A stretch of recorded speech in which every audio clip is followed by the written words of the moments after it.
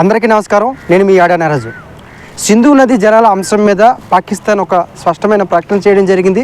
సింధు నది జలాలు తరలించిన, సింధు నది జలాలు ఆపేసినా తాము యుద్ధంగానే భావిస్తాము అని పాకిస్తాన్ ప్రకటించడం జరిగింది.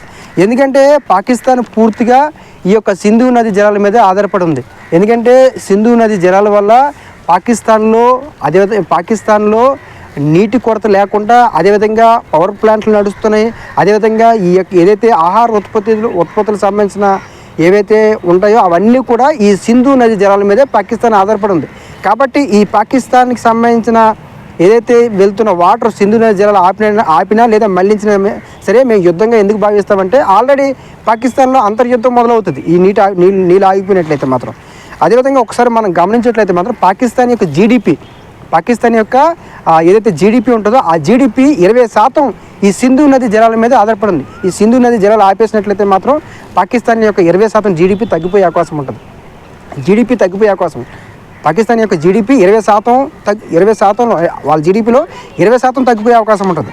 అదేవిధంగా ఏదైతే మనకి ఈ సింధు నది జలాలు ఏవైతే ఉన్నాయో గోదావరి నది కంటే 3% ఈ సింధు నది జలాలు ఎక్కువ ఉంటాయి. గోదావరి నది కన్నా సింధు నది జలాలు 3% ఎక్కువ ఉంది. అదేవిధంగా ఒకసారి మనం గమనించేట్లయితే మాత్రం ఈ సింధు నది జలాలు 86% పాకిస్తాను, 16% మాత్రమే భారత్ వినియోగించుకుంటుంది. అదేవిధంగా 86% పాకిస్తాన్ ఉపయోగించుకుంటుంది, 14% మాత్రమే భారతదేశం ఉపయోగించుకుంటుంది. ఎందుకంటే అదేవిధంగా ఈ యొక్క సింధు నదికి అంటే ఏదైనా హైడ్రో పవర్ ప్లాంట్లు కానీ ఏదైనా పెట్టాలనుకుంటే అది కూడా అక్కడ సాధ్యం కాదు. ఎందుకంటే అవన్నీ కొండ ప్రాంతాలు, అదేవిధంగా అడవి, ఈ రాళ్ళు ఇవన్నీ ఉంటాయి కాబట్టి అక్కడ ఆ రకమైన వాతావరణం కూడా లేదు.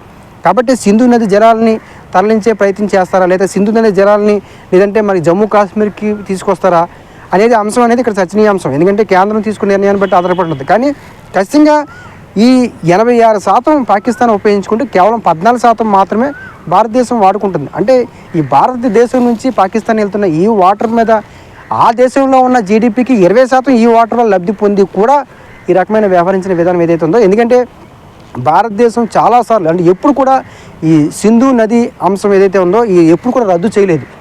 గతంలో అనేక దాడులు భారత్ మీద జరిగినా సరే ఏ రోజు కూడా ఈ సింధు నది అంశాన్ని తీసుకురాలేదు, ఈ సింధు నది అంశాన్ని రద్దు చేయలేదు. కానీ ఈసారి తీసుకున్న విధానం ఏదైతే ఉందో భారతదేశం మొత్తం ఏకమైంది.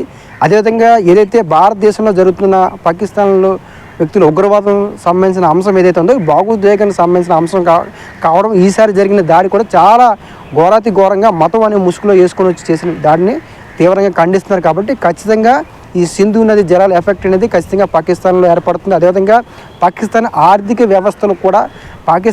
వ్యవస్థ కూడా అక్కడ మారిపోయే అవకాశం ఉంటుంది. అదేవిధంగా రాజకీయంగా కూడా ఈ యొక్క సింధు నది ఆపేసినట్లయితే మాత్రం రాజకీయంగా కూడా పాకిస్తాన్లో రాజకీయ సంక్షోభం ఏర్పడే అవకాశం ఉంటుంది, ఆర్థిక సంక్షోభం ఏర్పడే అవకాశం ఉంటుంది.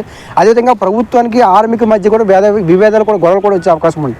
కాబట్టి ఈ సింధు నది అంశం ఏదైతే ఉందో ప్రపంచ బ్యాంకు ఆ రోజు భారత్కి పాకిస్తాన్కి సంబంధించింది ఒప్పందం జరిగింది. అయితే పాకిస్తాన్కి భారతదేశం మీద యుద్ధం చేయమని ఈ సింధు నది జల ఒప్పందం ప్రపంచ బ్యాంక్ చేసిందా? కాదు కదా. కాబట్టి ఖచ్చితంగా 80% ఈరోజు ప్రపంచ బ్యాంక్ కూడా భారత్కి మద్దతు ఇచ్చే అవకాశం ఉంది. ఐక్యరాజ్య సమితిలో కూడా ఈరోజు పాకిస్తాన్ కోసం ఐక్యరాజ్య సమితిలో కూడా పాకిస్తాన్లో ఏం జరుగుతుందో తెలుసు. కాబట్టి సింధు నది జలాలు బంద్ చేసేసినా సరే మాత్రం ఖచ్చితంగా ప్రపంచ బ్యాంక్ కావచ్చు, ఐక్యరాజ్య సమితిలో కావచ్చు, ఖచ్చితంగా మనకి పాజిటివ్ వచ్చే అవకాశం ఉంది. Thank you.